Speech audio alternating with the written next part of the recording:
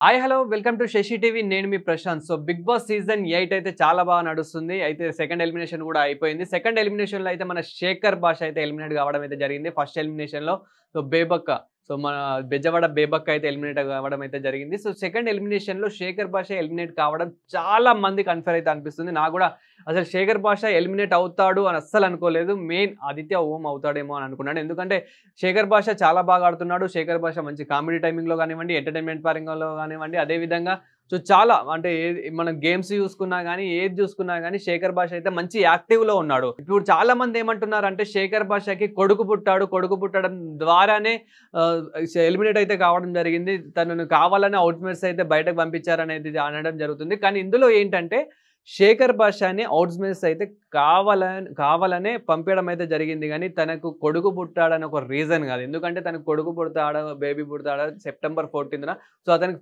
ముందే తెలుసు. డాక్టర్ అయితే ముందే చెప్పడం అయితే జరుగుతుంది. సో అంటే తన వైఫ్ ఎట్లైనా ప్రెగ్నెంట్ ఉండడం జరుగుతుంది కాబట్టి ఎప్పుడు పుడతారు ఏంటి అనేది ఒక 2, 3 డేస్ డిఫరెన్స్ అయినా గానీ, ఈ గ్యాప్‌లో అయితే పుడతారనేది అతనికి తెలిసే బిగ్ బాస్ సీజన్ 8కి అయితే ఎళ్ళడం అయితే జరిగింది. అదే విధంగా నాకు 7లో కూడా ఛాన్స్ వచ్చింది. బట్ 7లో ఎళ్ళలేదంట. బట్ ఇప్పుడు 8లో అయితే వెళ్ళాడు. అండ్ తనకు కావాలని ఇవన్నీ తెలిసే ఎళ్ళడం అయితే జరిగింది. బట్ ఇతను అన్‌ఫెయిర్ ఎలిమినేషన్ అనే చెప్పొచ్చు. బట్ చాలా మందైతే ఆదిత్య ఓం అయితే అవుతారని అనుకున్నారు. అండ్ అతనైతే కొన్ని బయటకొచ్చినాక కొన్ని కామెంట్స్ గూడా చేయడం జరిగింది. కొన్ని అన్‌నోన్ ఫ్యాక్ట్స్ గూడా చెప్పడం జరిగింది. అదేంటి అనేది మనం ఈ వీడియోలో మాట్లాడుకుందాం. సో అదేంటంటే మెయిన్ లాస్ట్ వరకి ఎవరుంటారు అనేదైతే చెప్పడం అయితే జరిగింది. తన ఒపీనియన్ చెప్పడం జరిగింది టాప్ 5లో. సో టాప్ 5లో చూసుకుంటే గనక మెయిన్ విష్ణుప్రియ, అదే విధంగా సీత. సో మన బేబీ మూవీ సీత ఎవరైతే యాక్టర్ సీత ఉన్నారో సో సీత. అదే విధంగా నిఖిల్ గురించి కూడా మాట్లాడడం అంటే వీళ్ళిద్దరితో పాటు జస్ట్ ఇంకా ఇద్దరు ముగ్గురు ఉండొచ్చు అవకాశం ఉంది అనేది చెప్పడం జరిగింది. నిఖిల్ గురించి అడిగితే ఏమన్నారు అనంటే అతను నిఖిల్ నాకు ఫస్ట్ కొంచెం 2, 3 రోజులు బాగా అనిపించింది తప్ప ఇప్పుడు అంతా ఏం లేదు. నిఖిల్‌ది కూడా బజ్ ఏం లేదు. తగ్గిపోయింది. అతను కూడా టీమ్ మంచి బిల్డ్ చేస్తలేడు. ఫస్ట్ 2, 3 రోజులు బానే ఒక లీడర్‌షిప్ అనేది తీసుకున్నాడు. ఒక జడ్జిలా మంచిగానే ఉన్నాడు. బట్ ఇప్పుడైతే నాకు నచ్చడం లేదు అనైతే ఒక కామెంట్ చేయడం అయితే జరిగింది. అదే విధంగా సోనియా అండ్ యష్మి గురించి కూడా మాట్లాడడం జరిగింది. ఏమని అంటే అది వాళ్ళకొక ఫేమ్ పెంచుకోవడాన్ని అండ్ వాళ్ళ వైపు ఒక కెమెరాలు తిప్పుకోవాలని చెప్పేసి వాళ్ళు కావాలనే అరుస్తున్నారు, కావాలనే చేస్తున్నారు అనేది చెప్పడం జరిగింది. అంటే తను నెగెటివ్ చెప్పుదాం అనుకున్నా గానీ లాస్ట్ వరకైతే పాజిటివే. అంటే లైక్ లాస్ట్ వరకైతే నాకు ఎవ్వరి వల్ల ప్రాబ్లమ్ లేదు. నేను హ్యాపీగానే బయటకొచ్చాను. ఇప్పుడు నా కొడుకుని చూసుకోవచ్చు అనైతే ఇట్లా హ్యాపీగానే చెప్తున్నాడు తప్ప ఎవ్వరి గురించి మళ్ళీ నెగెటివ్‌గా చెప్పడం లేదు. బట్ ఏదో నార్మల్‌గా క్యాజువల్‌గా అయితే చెప్పడం జరుగుతుంది. అదే విధంగా నన్నైతే ఆడియన్స్ ఏం పంపలేదు. నేను ఆడియన్స్ వల్ల ఏం ఓడిపోలేదు, ఎలిమినేట్ కాలేదు. నాకు ఆడియన్స్ కూడా చాలా బాగా సపోర్ట్ చేశారు. నాకు హౌస్‌మేట్సే కొంచెం ఇంకా సపోర్టివ్ ఉంటే నేను బాగుండేవాడిని అని ఒక రీజన్ అయితే చెప్పడం జరిగింది.